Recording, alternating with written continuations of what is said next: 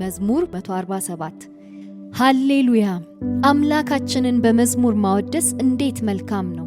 እርሱን ማመስገን ደስ ያሰኛል፣ ይህ ተገቢም ነው።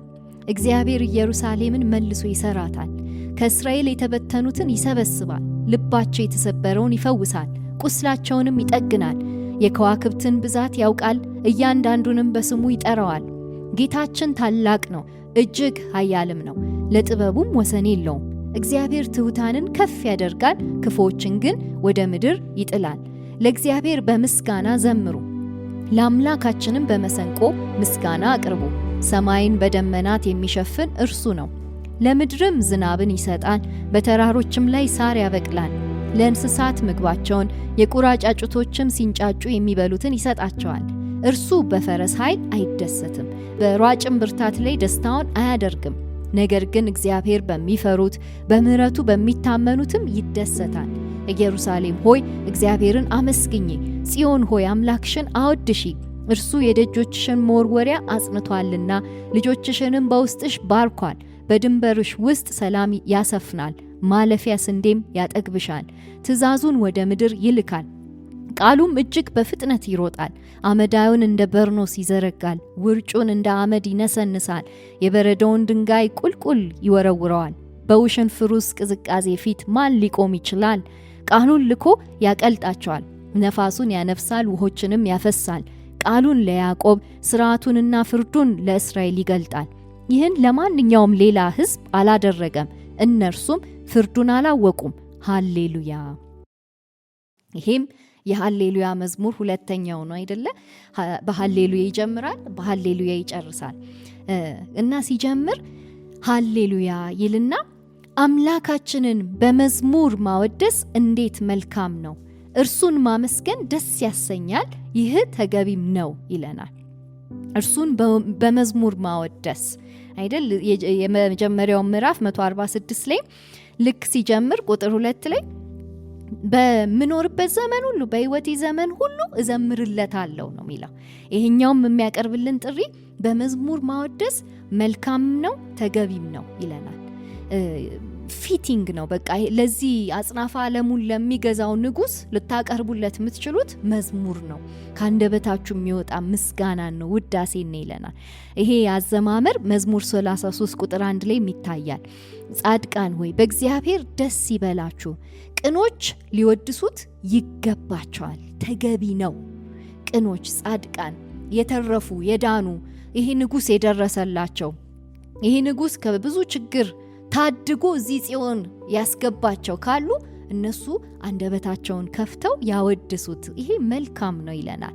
እርሱን ማመስገን ደስ ያሰኛል፣ ተገቢ ነው ይላል። ቁጥር 2 እግዚአብሔር ኢየሩሳሌምን መልሶ ይሰራታል፣ ከእስራኤል የተበተኑትን ይሰበስባል ይላል።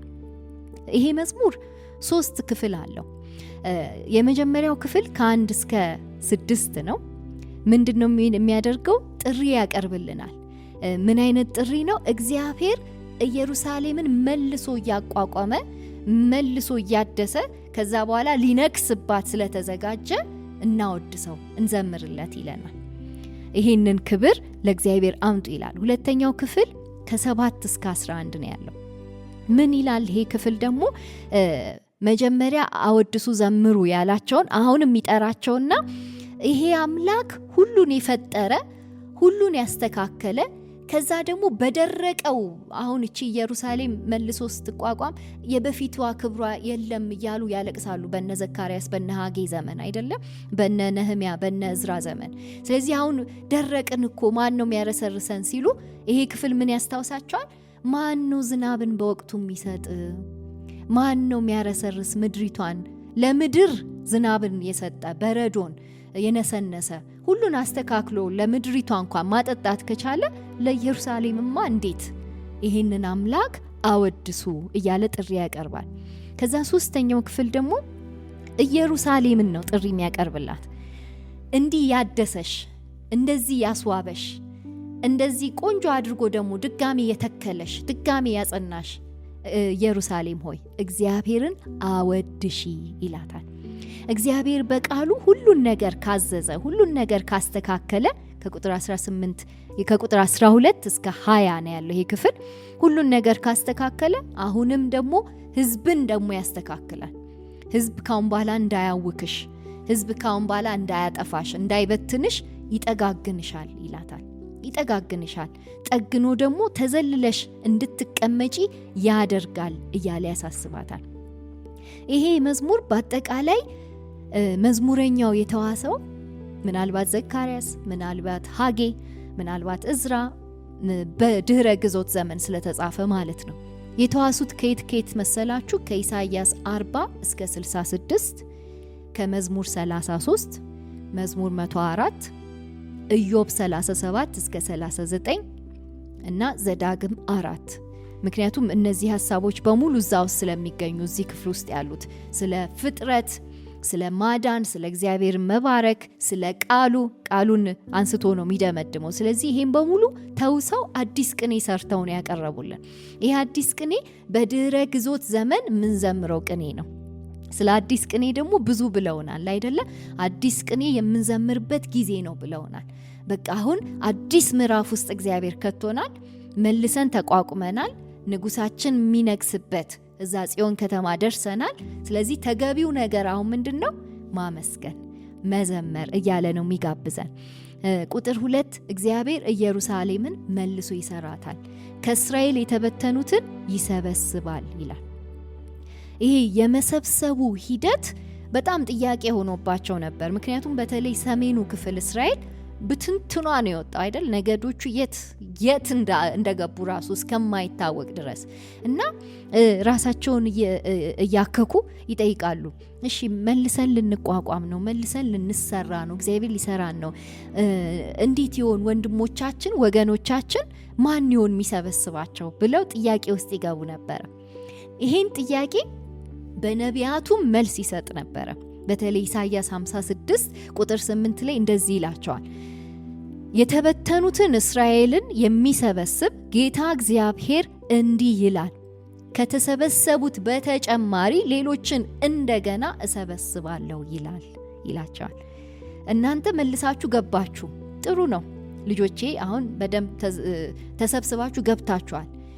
አንደኛም አደርገው ከናንተም ውጪ እንኳን ሌሎችን ለመሰብሰብ ዝግጁ ነኝ እያላቸው ነው። እናንተ ስለመሰብሰብ የምታስቡት ስለ ሌሎቹ ነገዶች ሊሆን ይችላል። ከሌሎቹ ነገዶች በተጨማሪ ሌሎች ምሰበስባቸው አሉኝ፣ የዚህ አካል ይሆኑ ይላቸዋል። የዚህ መንጋ አካል መሆን የሚገባቸው ሌሎችን እሰበስባለሁ። ይሄ ጥያቄ ሊሆንባቸው አይገባም ብሎ በነቢያቱ በጣም ብዙ ጊዜ ነግሯቸዋል። ስለዚህ እግዚአብሔር አሁን ይህን ነገር እንዴት ነው የሚያስረዳቸው? በአፈጣጠር ኃይሉ ልክ 146 ላይ እንዳየ ነው ማለት ነው። የእግዚአብሔር ኃይል እንግዲህ መፍጠር የሚችል ኃይል ነው ብለናል አይደለ? የገዢዎች ኃይል መበታተን የሚችል ነው አይደለ? አሶራውያን፣ ባቢሎናውያን ኃይል አላቸው። ያ ኃይል የሚበታትን ነው። ዲክሪኤት የሚያደርግ ነው፣ ክሪኤት የሚያደርግ ሳይሆን። ዲስኦርደር ነው፣ ኦርደር ሳይሆን። ስለዚህ አሁን ይሄኛውም ዘማሪ ምን ይለናል? የሚሰበስብበት መንገድ ላሳያችሁ። ቁጥር 3 ልባቸው የተሰበረውን ይፈውሳል፣ ቁስላቸውንም ይጠግናል ይለናል። እንደ ሕዝብ ይሰበስባቸዋል። እንደ ግለሰብ ደግሞ እንደ ሕዝብ ብቻ አይደለም እግዚአብሔር የሚያያችሁ ይላል። እንደ ግለሰብ ብትንትኑ የወጣ ልባችሁን ይሰበስበዋል እና ይጠጋግነዋል፣ ያሽገዋል፣ ይጠግንና እንዳልተሰበረ ያደርገዋል ይለናል። ተመልከቱ፣ ይሄ አምላካችን ኃይሉ ለማዳን ነው፣ ኃይሉ ለመፈወስ ነው፣ ኃይሉ ለመጠገን ነው ይለናል። ስለዚህ ይሄ አምላካችን ልባቸው የተሰበረውን አንዷን ልብ ለሷ ግድ ይለዋል። ይሄ ትልቁ አምላክ ለአንድ ልብ ግድ ይለዋል ይለናል። ከዛ ለአንድ ልብ ግድ ይለዋል ይለና ደግሞ እንዲህ ስላችሁ እንዲህ እዚህ ጋር እንዲህ ስብስብ አድርጋችሁ ትንሽ አድርጋችሁ እንዳታዩት፣ ይሄ አምላክ ይለናል የከዋክብትን ብዛት ደግሞ ያውቃል፣ እያንዳንዱንም በስሙ ይጠራዋል ይለናል። ለአንድ ልብ ግድ የሚለው አምላክ ሌሎችን ሺህ የሚቆጠሩ በሚሊዮን የሚቆጠሩ በቢሊዮን የሚቆጠሩ ከዋክብትን ደግሞ በስም እያንዳንዳቸውን ያውቃል ይለናል።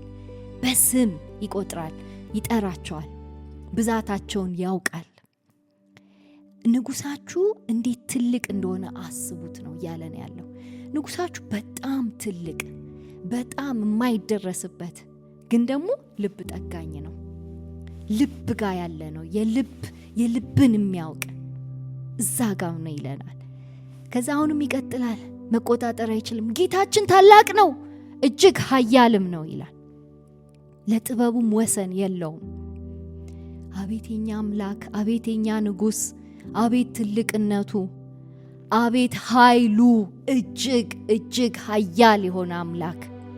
እዛ ጥበቡን ብንመረምረው እዛ ብንሄድ እዚህ ብንደርስ አውጥተን ብናወርድ እንዲህ ብንመረምር ትምህርት ቤት ገብተን ስነ መለኮት ብንመረምር ወሰን የለውም። የሱ ጥበብ በጭራሽ አትደርሱበትም። በጭራሽ አወኩት ልትሉት አትችሉም ይለናል። እንደዚያ ነው የሚለን ኢሳይያስም አይደለም? ኢሳይያስ 40 ቁጥር 28 አታውቅምን? አልሰማህምን? እግዚአብሔር የዘላለም አምላክ የምድር ዳርቻ ፈጣሪ ነው። አይደክምም፣ አይታክትም፣ ማስተዋሉም በማንም አይመረመርም ይለናል። በማንም ሊመረምር አይችልም። ይህ አምላክ ለጥበብ ወሰን የለውም። ይህ አምላክ እጅግ ታላቅ ነው ይለናል። ከዛ ይህ ታላቅ አምላክ ደግሞ ዝቅ ያሉትን ከፍ ያደርጋል። ቁጥር 6 አይደለም? ዝቅ ያሉትን ትሑታንን ከፍ ያደርጋል። እሱን በዝቅታ ዝቅ ብለው አንገታቸውን ደፍተው የሚያመልኩትን እነሱን ከፍ ያደርጋቸዋል። አንገታቸውን ቀና ያደርግላቸዋል። ክፉዎችን ግን ወደ ምድር ይጥላል። የነዛ የጻድቃን ተቃራኒዎች ሁሌም አሉ። ኃጥአን፣ ክፉዎች፣ የጽድቅን መንገድ እምቢ ያሉ፣ የትህትናን መንገድ እምቢ ያሉ፣ ጥግብ ያሉ፣ ቀና የሚሉ፣ በጣም ቀና ብለው በቃ ማንም ጎንበስ ያደርገን የሚሉት እነሱን ደግሞ ጎንበስ ያደርጋቸዋል። ወደ ምድር ይጥላቸዋል። ዝቅ ያደርጋቸዋል። ሁሉን ትክክል ያደርጋል ይለናል። የመጀመሪያው ክፍል አይደለ? አሁንም ይሄንን ይደመድምና ቁጥር 7 ለእግዚአብሔር በምስጋና ዘምሩ፣ ለአምላካችንም በመሰንቆ ምስጋና አቅርቡ ይላል። ከዋክብትን እንደዚህ የሚመረምር፣ ከዋክብትን ብዛታቸውን የሚያውቅ፣ በስማቸው የሚጠራ፣ ከዛ ደግሞ ልባችን የሚጠግን፣ ከዛ ታላቅነቱን ስታስቡ፣ ጥበቡን ስታስቡ ምንድን ነው የምታደርጉት? በምስጋና መዘመር። ምላሻችን መሰንቆ ማንሳት፣ ምስጋና ማቅረብ አይደለ? ለእግዚአብሔር መስገድ፣ መዘመር ነው የሚለው። ቁጥር 8 ሰማይን በደመናት የሚሸፍን እርሱ ነው፣ ለምድርም ዝናብን ይሰጣል፣ በተራሮችም ላይ ሳር ያበቅላል። ለእንስሳት ምግባቸውን፣ የቁራ ጫጩቶችም ሲንጫጩ የሚበሉትን ይሰጣቸዋል ይለናል። ይህ አምላክ እንግዲህ የሚደርስላችሁ አምላክ፣ በላያችሁ ላይ የሚነግሰው አምላክ፣ ሁሉን የሚያስተካክል ነው ይለናል። 146 ላይ የጠቀሰልንን ነው። ፈጣሪ የሆነው አምላክ፣ ይሄ አምላክ ሰማይን በደመናት ሸፍኗል። ስለዚህ ምድርን ዝናብን ይሰጣል፣ ተራሮች ላይ ሳር ያበቅላል፣ ለእንስሶች መግቦት ይሰጣል። ለሚጢጢ ማለትም ለጫጩት፣ ሚጢጢ የምትሉት ጫጩት ለሷ ምግብ የሚሰጠው እግዚአብሔር ነው ይለናል። ቅድም እንደነገረን ነው አይደለ? እዛ ላይ ነው እግዚአብሔር አምላካችን ትልቅ ነው ይለና ለልባችሁ ደግሞ ቅርብ ነው ይላል። ልባችሁን እያንዳንዳችሁን መጠገን ይችላል፣ የተሰበረ ልብ ያስተካክላል ይላል። አሁንም ደግሞ ሰማይን ሁሉንም እንግዲህ ሰማይን አስቡችን፣ የአዲስ አበባን ሰማይ ብቻ ሳይሆን ሁሉንም ሰማይን በሙሉ ልብስ አለበሰው። ምን የሚባል ደመና የሚባል። ከዛ ደመና አለበሰና ይሄን ደመና ያዘዋል። ዝናብ አስበ አዝንብ። ምክንያቱም ዝናቡ ለተራራው ለደረቀው ተራራ ያረሰርሰዋል፣ ጥሩ ነገር ይሰጠዋል። እሱ ሲረሰርስ ደግሞ መግቦት የሚያገኙ እንስሶች አሉ። ስለዚህ ይሄ ፈጣሪ ነገሮችን ኦርደር አስያዘና ትክክል አደረገና ስርዓታቸውን ጠብቆ ይኖራሉ። ይሄን ያደረገው በአንድ ቃል ነው። ስለዚህ አሁን ሰማይን በደመና ሸፈነ ሲለን ዘፍጥረት 1 ጋር መመለስ አለብን አይደለም? እንዴት ነው የሸፈነው? አንድ ቃል በማውጣት ይሁን በማለት። ለምንድን ነው ይሄን የሚነግረን? አሁን ወደ ቃሉ ሊወስደን ነው። ቃሉ ይነግረናል ስለ ቃሉ ኃይለኝነት። የቃሉን ኃይለኝነት የሚጀምረው ከፍጥረቱ ነው። እግዚአብሔር በመፍጠሩ ድንቅ ያደርጋል፣ በማዳኑ ድንቅ ያደርጋል፣ በመፍረዱ ድንቅ ያደርጋል። ሁሉንም የሚያደርገው በቃሉ ነው። ስለዚህ ይሄን ይነግረናል። ሰማይን በደመና ሸፍኖ ዝናብን ከሰጠን፣ ሳርን ካበቀለልን፣ እንስሶችን ከመገበ፣ ትንሿን ጫጩት ሚጢጢዋን ጫጩት ከመገበ፣ አስቦ ለሷ ምግብ ከሰጠ፣ የምታዩቸው አዋፋት እንግዲህ እያንዳንዳቸው አይሰሩም አይደክሙም አይደለ? ላባቸውን ጠብ አያረጉም፣ ግን መግቦት አላቸው እንዳለ ኢየሱስ። ይሄን ሁሉ እሱ ካስተካከለ ከዛ የሜዳው ደግሞ ሜዳው ራቁቱን እንዳይሆን ቆንጆ ቆንጆ አበቦች እንዲበቅሉ ካደረገ፣ ለዛውም ከለራቸው የኛን ልብስ የሚያስንቅ አይደለ? ኢየሱስ የተናገረው እንደሱ ነው ለደቀ መዛሙርቱ። የሜዳውን አበቦች ተመልከቱ፣ ዛሬ ታይተው ነገ እኮ የሚጠፉ አበቦች ናቸው፣ ግን እያንዳንዳቸው ዲቴል የሆነ ውበት፣ ዲቴል የሆነ ቁንጅና አላቸው። ይሄን የሚያደርግ አምላክ እንዴት ለእናንተ ልብ አያስብም? እንዴት ለኢየሩሳሌም አያስብም? እንዴት ለሕዝባችሁ አያስብም? እንዴት ስለመሰብሰብ ትጠይቁታላችሁ? ኦፍኮርስ እግዚአብሔር ልጆቹን ይሰበስባል። ኦፍኮርስ ሰብስቦ እያንዳንዳቸውን ይጠግናቸዋል፣ እያንዳንዳቸውን ይዳስሳቸዋል፣ ይፈውሳቸዋል፣ እያንዳንዳቸው የሚያስፈልጋቸውን መግቦት ይሰጣቸዋል። ከእስር የሚያወጣ እሱ ነው ብለናል አይደለም? 146 ላይ ከእስር ያወጣል፣ አይን ያበራል፣ የሚያስፈልገውን ያዘጋጃል። ለድሃ አደግ የሚደርሰው እሱ ነው፣ ለመበለት የሚደርሰው እሱ ነው። ስለዚህ ይሄ እግዚአብሔር ትልቅም ነው ለእናንተም ደግሞ ቅርብ ነው እያለ ያሳስበናል። ከዛ በእርሱ ላይ እንድንታመን ደግሞ ያሳስበናል። ቁጥር 10 እና 11 እርሱ በፈረስ ኃይል አይደሰትም፣ በሯጭም ብርታት ላይ ደስታውን አያደርግም። ነገር ግን እግዚአብሔር በሚፈሩት በምሕረቱ በሚታመኑትም ይደሰታል ይለናል። ይሄ ከቀደመው ምዕራፍ ጋርም ተመሳሳይ ነው አይደለ? ተመሳሳይ የሚያደርገው ምንድን ነው? እግዚአብሔር በስጋ ለባሽ ወይ በብርታት ወይ በፈረስ ኃይል ወይ በሰረገላ ወይ በጭን ማለትም የመሮጥ አቅም በዚህ አይደለም ደስ የሚለው። ይሄንን አቅም ከሰጠን እግዚአብሔርን እናመሰግነዋለን።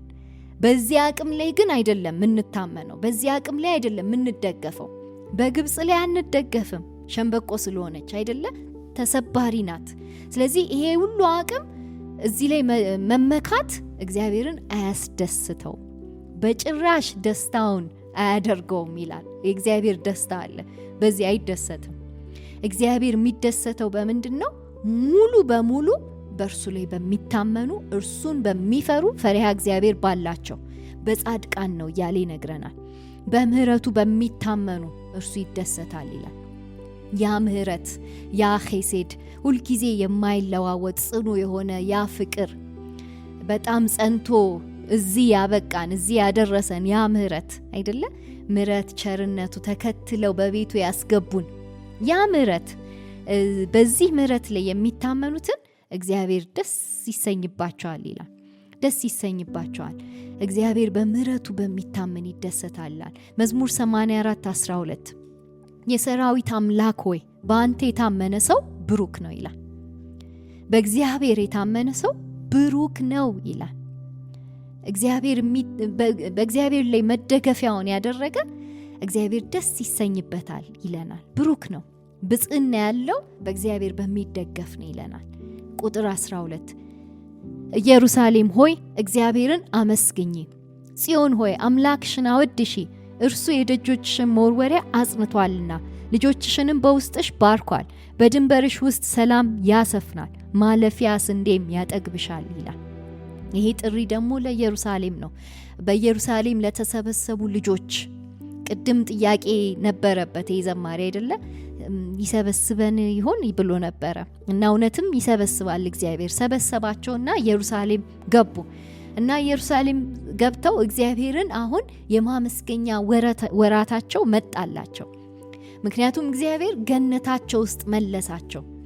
ገነትን አተው ነበር አይደለ? ከገነት ተሰደው በግዞት በእስር በእውርነት በለቅሶ በሐዘን በዋይታ ቆይተው ነበረ። አሁን ያ ወራት አለፈ። አሁን የማመስገኛ ወር፣ አሁን የማወደሻ ጊዜ። እግዚአብሔር የደጆቿን መወርወሪያ አጸናላት፣ ማለትም በሮቿን አጽንቶ ቆመላት፣ ሰራላት። ነህምያ በጣም ሰርቷል አይደል? ለፍቷል መልሶ መገንባቱ ላይ ግንቦቹንና አጥሯን ሲከልል ነበረ ከህዝቡ ጋር ተባብሮ። ግን ምን እያለ ነው የዘማሪ? ግንብ አያስጥልም። ነህምያ የሰራው በርም አይጸናም፣ እሱ የሰራው ደጅ አይጸናም። ነህምያ በደንብ አስመርምሮ ምናምን ብሎ ነው ያስመረቀው ያንን ኢየሩሳሌምን ቅጥር። እግዚአብሔር ግን በዚህ መዝሙር ምን እያሳሰበን ነው? ይሄ አካላዊ የሆነ መመኪያ፣ አካላዊ የሆነ መወርወሪያ ወይ ደግሞ ቅጥር ወይ ደግሞ ግንብ በሱ ላይ አይደለም መመኪያችን መሆን ያለበት፣ በእግዚአብሔር ነው ይላል። ስለዚህ ማን ነው የሚያጸናልን? መወርወሪያውን እግዚአብሔር ይላል። ደጆቿን እግዚአብሔር ያጸናል። ከዛ ልጆችን በውስጥሽ ባርኳል ይላል። አሁን ይሄ የገነት ምስል ነው። ድንበሯን ሰላም ይሰጣል። ስንዴ ያጠግባታል። ዝም ብሎ ስንዴ አይደለም፣ ማለፊያ ስንዴ ይለናል። የተመረጠ ስብ ያለው ስንዴ፣ ትንሽ ሲበሉት የሚያጠግብ፣ ምክንያቱም በእግዚአብሔር የተዳሰሰ ስለሆነ እግዚአብሔር ገነት ውስጥ ስለገቡ አሁን ሀልዎቱ ነው የሚመግባቸው። አሁን ልክ ያ የመና ምሳሌ ትዝ ይላቸዋል አይደል? መናን በልተው በየዕለቱ ይጓዙ ነበር። መናዋ በቃ የእግዚአብሔር የሰጣቸው መግቦት ስለሆነ በቂ ነበር። ስጋ ሲበሉ ለነፍሳቸው ክሳት አይደለ? የለመኑት ስጋ አልሆነም፣ ክሳት ነው። የእግዚአብሔር ትንሹ መና ግን ይሆናል፣ በቂ ነው ይላል። ስለዚህ ማለፊያ ስንዴ ያጠግብሻል። የገነት ምስል ነው። ትእዛዙን ወደ ምድር ይልካል። 15 ቃሉም እጅግ በፍጥነት ይሮጣል። አመዳዩን እንደ በርኖስ ይዘረጋል፣ ወርጩን እንደ አመድ ይነሰንሳል። የበረዶውን ድንጋይ ቁልቁል ይወረውረዋል። በውሽንፍር ውስጥ ቅዝቃዜ ፊት ማን ሊቆም ይችላል? ቃሉን ልኮ ያቀልጣቸዋል፣ ነፋሱን ያነፍሳል፣ ውሆችንም ያፈሳል። ቃሉን ለያዕቆብ ሥርዓቱንና ፍርዱን ለእስራኤል ይገልጣል። ይህን ለማንኛውም ለሌላ ሕዝብ አላደረገም፣ እነርሱም ፍርዱን አላወቁም። ሃሌሉያ ይላል። እዚህ ጋራ ትእዛዝ፣ ቃል የሚሉ በተለይ 3 ቃሎች አሉ። ቃሉን፣ ሥርዓቱን፣ ፍርዱን ቁጥር 19 አይደለም? እነዚህን ቃሎች መዝሙር 119ን ስናይ አይተናቸዋል። ደቫር፣ ሁቅ እና ሚሽፓት የሚባሉ ቃላቶች አሉ። ቃል፣ ሥርዓት፣ ፍርድ። እግዚአብሔር በዚህ በመጽሐፍ ቅዱሳችን ውስጥ የሚያስፈልገውን መመሪያ ሁሉ እንደሰጠን ለማሳየት ነው። የሚያስፈልገውን በመጽሐፍ ቅዱሳችን ውስጥ ያ የፈጠረበትን ቃል ሰጥቶናል ይላል እና መጽሐፍ ቅዱሳችንን ባነበብን ቁጥር ምን ያደርጋል? ያ ቃሉ በፍጥነት ይሮጣል። ምን ለማድረግ? ያኔ ፈጥሯል አይደለም? ፈጥሯል። የመፍጠር ኃይል አለው የእግዚአብሔር ቃል አይደለ? እግዚአብሔር ቃል ጮክ ብለን ስናነበው ያን እግዚአብሔር የፈጠረበት ቃል ስለሆነ ኢንስፓየርድ ስለሆነ ማለትም መንፈስ ቅዱስ የተነፈሰበት ቃል ስለሆነ ኃይል አለው። ስለዚህ አሁንም ይሮጣል። እዚህ ጋር የሚሰራውን ስራ ይሰራል። ዘፍጥረት 1 ላይ ይሰራው ጨለማን ለየ አይደለ? ጨለማን ዞር አደረገና ብርሃን አደረገ። ከዛ ነገሮችን አስገዛ በቃሉና በመንፈሱ። ከዛ ደግሞ ሮጥ እያልን ስንመጣ ወደ አዲስ ኪዳን ስንመጣ ቃሉ ምንድን ያደረገው? የሰዎችን ልብ ለወጠ አይደለም? ዮሐንስ 1 ላይ እንደሚነግረን ቃሉ ስጋ ለብሶ ወረደና ሰዎችን በቃ ነካ፣ ዳሰሳቸው፣ ለወጣቸው። የመስራት የመፍጠር አቅም አለው ይለናል። ስለዚህ አሁን ምንድነው የሚያደርገው እግዚአብሔር? ቁጥር 15 ላይ ትእዛዙን ወደ ምድር ይልካል፣ ቃሉን ይልካል። መዝሙር 19 ላይ ይሄን ነግሮናል። መዝሙር 19 ላይ ከምን ጋር ነው የሚያመሳስለው? ከፀሐይ መውጣት ጋር። ፀሐይ ወጥታ እያንዳንዱን የምድር ክፍል እንደምትነካ ሁሉ ልክ ፀሐይ ስትወጣ ፀሐይ አልነካኝም የሚል አንድ ፍጥረት የለም አይደለ? ሁሉም ፍጥረት በፀሐይ ተጽዕኖ ስር ይወድቃል ልክ ፀሐይ ስትወጣ። ስለዚህ ልክ እንደዛ ይላል መዝሙር 19 ላይ ቃሉ ሲወጣ የማይነካው፣ የማይዳስሰው፣ የማይመረምረው ትንሽ የተደበቀ ነገር የለም። ቃሉ ከወጣ፣ ቃሉ ከተነገረ፣ ቃሉ ከተሰበከ የማይዳስሰው ልብ የለም እያለን ነው። ስለዚህ እዚህ ጋር ወደ ምድር ቃሉን ይልካል። ቃሉ ይመጣል ወደ ምድር። ከዛስ ቃሉ እጅግ በፍጥነት ይሮጣል። ስራ ስላለበት ይሮጣል።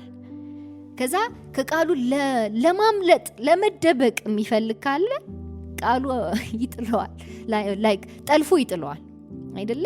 በቃ ማየው መንገድ እየሄድክ ነው ተመለስ ይለዋል ቃሉ። ምክንያቱም ቃሉ ከተሰበከ ያን ነው የሚያደርገው። ሮሜ 10 ላይ እሱን ነው የሚነግረን አይደለ?